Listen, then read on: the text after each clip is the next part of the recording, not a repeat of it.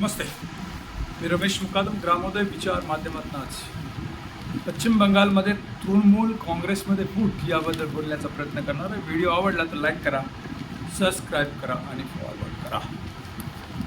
पश्चिम बंगालमध्ये बुधवारी राजकीय भूकंप झाला. तृणमूल काँग्रेसच्या 28 वर्षाच्या इतिहासात प्रथमच मोठी फूट पडली.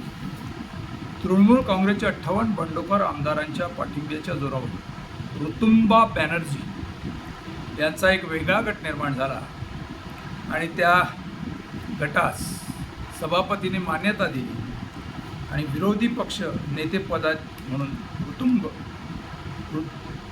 ऋतप्रत बॅनर्जी यांना मान्यता मिळाली.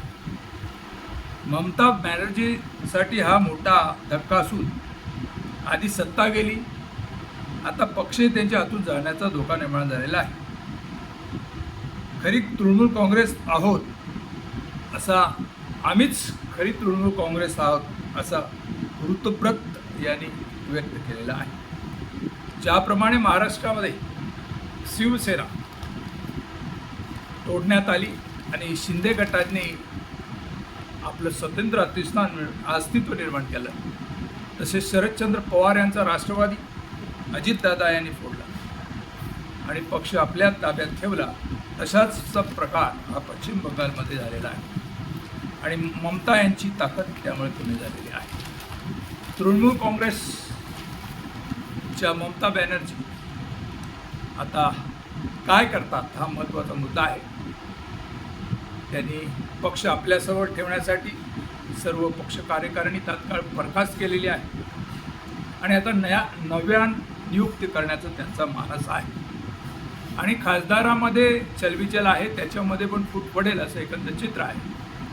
साम दाम दंड भेद नीतीचा वापर करून भारतीय जनता पार्टीनं ज्या पक्षास अनेक स्थानिक पक्ष जे आहेत, प्रादेशिक पक्ष संपवण्याचा डाव त्यांनी केला, तो यशस्वी झाला.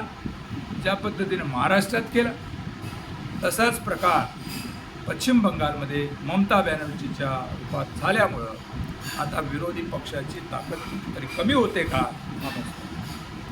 खासदारांची संख्या त्या मानाने आता कमी होईल.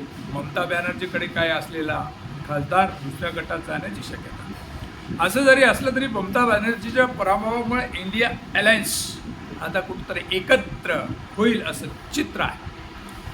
ममता बॅनर्जीच्या पराभवामुळे, उद्धव ठाकरेंच्या पराभवामुळे आणि केजरीवाल यांच्या पराभवामुळं आता राष्ट्रीय पातळीवर काँग्रेस हा इंडिया आघाडीचा एक भक्कम घटक राहील आणि त्याचं नेतृत्व बहुधा आता राहुल गांधी यांच्याकडे जाईल याबद्दल मात्र काय नाही.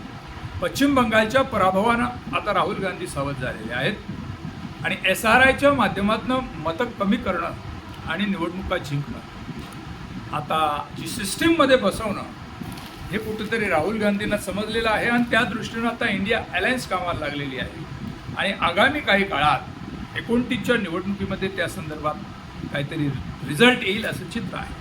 बघूया आता मोदी सरकारच्या विविध धोरणामुळं निर्माण झालेले वादंग, मोदी सरकारच्या संदर्भामध्ये आर्थिक चित्र नाजूक झाल्यामुळं आणि अखाद्या देशामध्ये तेल संकट निर्माण झाल्यामुळं आगामी काही काळात मोदी सरकारच्या विरोधी वातावरण निर्माण झाल्याचं चित्र आहे.